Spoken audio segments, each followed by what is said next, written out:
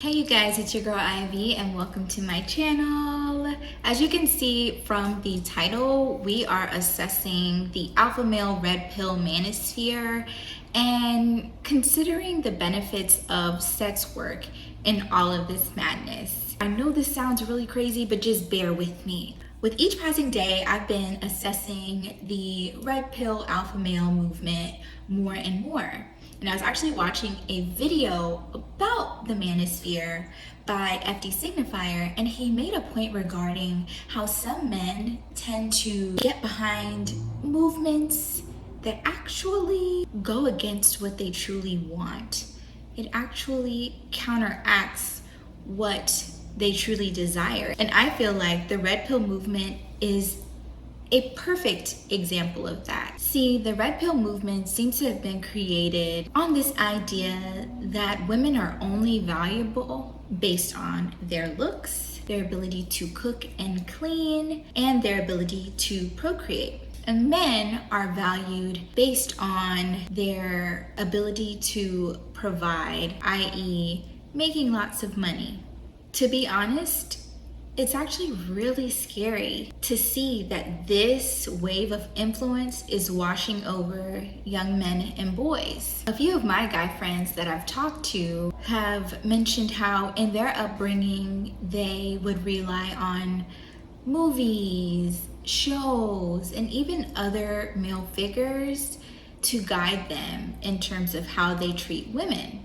So imagine these young men and boys seeking the guidance of the likes of Fresh and Fit and Kevin Samuels. And a part of me gets it. I can understand why a young man would be eager to take advice from a man who seems clean cut like Kevin Samuels, especially when he pairs good advice such as being the best version of yourself, staying fit, pursuing your dreams, being very successful financially, alongside his misogynistic views. It's one of those things where they're being fed good and then they are also being fed something bad. It's coming from someone they trust, and so they're going to trust all of what they say. And when you're young or even still trying to find yourself and grow emotionally, you're not going to be able to discern what are golden nuggets and what are turds. Unfortunately, that is the reality. And what most don't realize is that they are putting into practice beliefs that will ultimately create the reverse effect of what they think it will, i.e., being alone or even being mistreated, manipulated, and used by women who only see them as cash cows. I mean, think about it. How can you expect a woman to see you beyond your money if you only value her for her looks and her ability to service you? Essentially, it's self-sabotage, and it hurts you more than it helps you. I'm about to say something here controversial, but I'm just going to say it anyway, because a lot of guys, some of you guys might be married, some of you guys might be in a relationship with a woman, and I'm going to say this, and I'm going to stand firm on it. I don't care what anyone says. If a woman does not give you the bedroom fun, okay, I'm trying to keep it YouTube friendly, she's useless to you. And I'm going to say why, okay? I know that sounds awful to say it like that, to objectify in that way, but the thing is this: men don't ask for much from women, right? We want some booty, maybe a sandwich here or there, peace and quiet. Men don't want much. Women, however, taller than me, make more money than me, successful, confidence, all this stuff, right? Big dick, all this other stuff. So women require a lot from men. So men don't ask for much, but since we don't ask for much, the things that we ask for are much more important. So if a girl doesn't give you sex, bro, that's like 1/3 of what she's supposed to give you gone, 50% almost. So my thing is this: if you're in a relationship right now, for all the guys that are watching out there, you're in a relationship with a girl, your wife, whatever it is, and she's no longer giving you enthusiastic sex, start to prepare to kick her to the curb, okay? Here's the thing. I'm going to say it. Most men ain't going to admit it. I'm going to say it. Your pleasure is irrelevant because a woman's, what women benefit from the security, provisioning, and all the other things that a man brings to the table. Taking all of this into account, I realize there are some men who may never truly value women and healthy relationships, and they may never turn from these ideas. And for that reason, I believe they are better off acquiring services from sex workers, cooks, cleaners, and procreating and having a baby mama, someone they claim is unlovable in the movement. Focusing specifically on sex work as a service, I wanted to delve into the history and talk about why I believe the decriminalization and legalization of sex work can benefit the manosphere, specifically as it relates to the alpha male and red pill movement. Because if a man simply wants sex, he can pay for it versus trying to coerce a woman into sex by paying for her meal. Realistically, most women are not going to want to have sex with you just because you pay for a meal. And so sex work could benefit those men who feel like they have to take that route. Instead, you can spend your money directly with someone who's more than happy to offer that service to you. So before the 15th century, sex work, i.e. prostitution, was actually pretty accepted. And you would see independent contractors, and those were sex workers who tended to service the lower and middle class. And then you would see sex slaves, and this was for higher class, those who were more affluent. Instead of having to go to a brothel or a sex worker who worked on her own or even his own, they would just buy a sex slave to appease them and satisfy them sexually. And a lot of these sex slaves, for the most part, were either someone who was serving some sort of sentence. So, instead of being put in jail for committing a crime, a woman could be bought as a sex slave by someone affluent. At that point, because it was not illegal, it was a bit safer, although just in general, I think sex slavery is no better than regular slavery. So it's unfortunate that there were those who had to do it against their will, but at that time it was legal. It was common for there to be brothels all around, or women to offer sex and men to pay for sex without the shame behind it. What's crazy is that back then, churches even supported sex work. Churches actually thought sex work was beneficial because it enabled men to satisfy their sexual appetite and leave women who were virtuous or who wanted to preserve their virginity until marriage. It helped keep them clean, so to speak, and it allowed men to, get their rocks off before marrying. That's a whole nother thing that I will get into. It's the hypocrisy for me, but that's another video that we can tackle later. This is why the church found it acceptable. And even beyond that, even though they felt in a certain sense that it wasn't the best act, they also felt like men could marry these women who were sex workers and suddenly save them from their sin, make them honest women by marrying them. So it wasn't even frowned upon for men to end up marrying women in prostitution. Also, when I talk about how the church felt like it would help save virtuous women, they also encouraged sex work and supported it because they felt like if sex work was available to men, they would be less likely to rape women.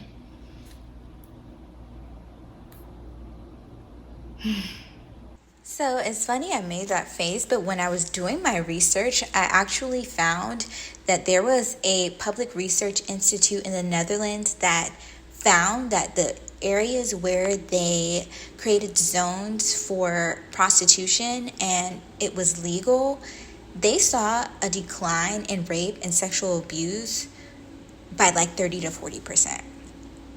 Like literally legalizing it and allowing women in sex work or even men to be licensed to carry out that work in those zones decreased rape and sexual violence by like 40%.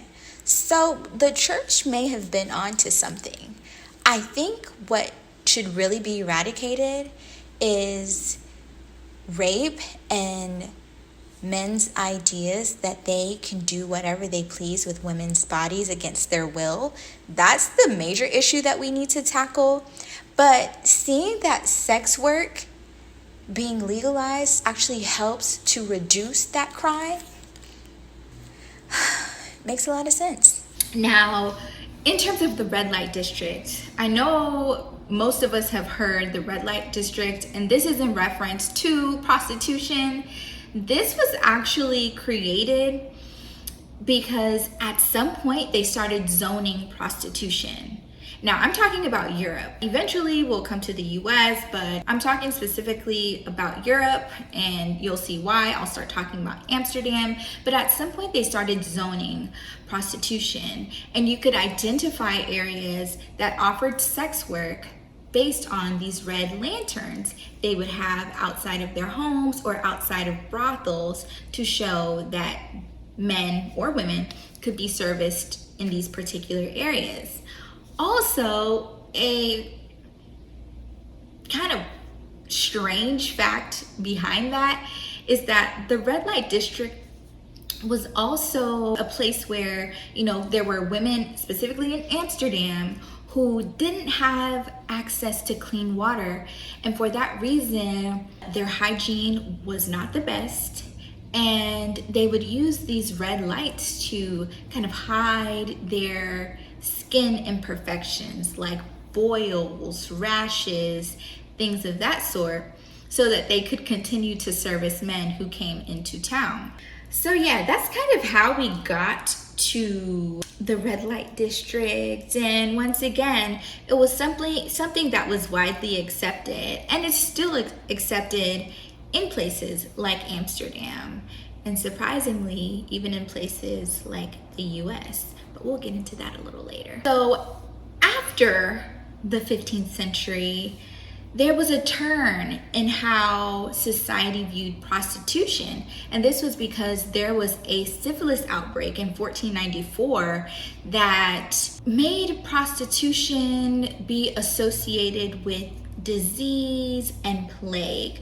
And for this reason, authorities started making it unlawful for women or men to offer sex work. This was also the time there was Christian and political reform, and they felt like closing down all of these brothels would somehow eradicate prostitution. But we all know when something in society is taken away, people just start to do things discreetly. Is that the word I want to use? Yes, people just start to do things discreetly. I mean, think about alcohol prohibition. That's how speakeasies were born. I don't know why they thought making it illegal, making prostitution illegal, would suddenly just stop all these people from wanting to pay for sex and wanting to offer sex as a service. But I digress. Let's fast forward to now in the US. I'm fast forwarding because things haven't really changed. People still see prostitution or sex work as something that is unclean, something that is taboo, something that is unlawful, and things haven't really changed since that time. However, here in the US, in the state of Nevada, prostitution is actually legal in a certain area. In fact, there are about 22 brothels that are available in the Vegas area. These brothels are licensed to offer sex work, and the barrier to entry is pretty high, with a license being about $100,000 to $200,000 depending on the area, and that is an annual fee. A popular one, which some may be familiar with, is Dennis Hoff's Moonlight Bunny Ranch. Along with the Moonlight Bunny Ranch, he also has 6 other brothels. So I'm sure you can imagine he's a very wealthy man, since he's able to get a license for these establishments and has been able to run this establishment or these establishments for a very long time. Dennis is one of those men who actually advocates for the legalization and decriminalization of prostitution. He also considers himself to be a legal pimp, and he sees himself as a legal pimp because he has the license to open these types of establishments. In his brothel, women come in, they're independent contractors. They have to have a license that enables them to perform sex work. They get tested weekly, and during their shifts, when a customer comes in, they hear some sort of bell or notification that they should come to the front. The customer then chooses from the lineup which lady he would like to take back, and they lead this customer to their room. And it's set up like a nice bedroom. Once they're done with their service, however much they are paid for that service, the Bunny Ranch takes half and they get to take home the other half. Now, why is this important for the alpha male red pill movement? I'm glad you asked. I believe men who are seriously seeking a release or are looking as women as instruments for sex solely, or looking for a pretty face to look at while they have sex, or just in general, men who just don't see the value in women beyond their looks and procreation, I think it's best to turn to sex work. If you want to pay a certain amount of money to sleep with a beautiful woman, with sex work being legalized, it'd be easy for you to go to a brothel. It may even, I know this may rub some people the wrong way, but just hear me out and try to be as open-minded as possible when I say this. With men having that release, I think their post-nut clarity will show them that they need more than just a pretty face and a warm coochie to lay up in. Like I said, I know this sounds crazy, but I realize there are some men who, you know, are operating from a space of wanting to be desired, wanting to be able to have sex, because I feel like a lot of the men who turn to these podcasts, such as Fresh and Fit, may possibly be outcast, or they may not be doing the best in the dating pool, and for that reason they go to these content creators in the hopes that the information they're giving them is going to somehow enable them to be more successful as far as dating and bagging a woman or even having sex with a woman. And so I feel like if there are outlets for them to, you know, get the sex that they want, get attention from a pretty woman, then they'll see with time that a woman is worth so much more than just what's between her legs.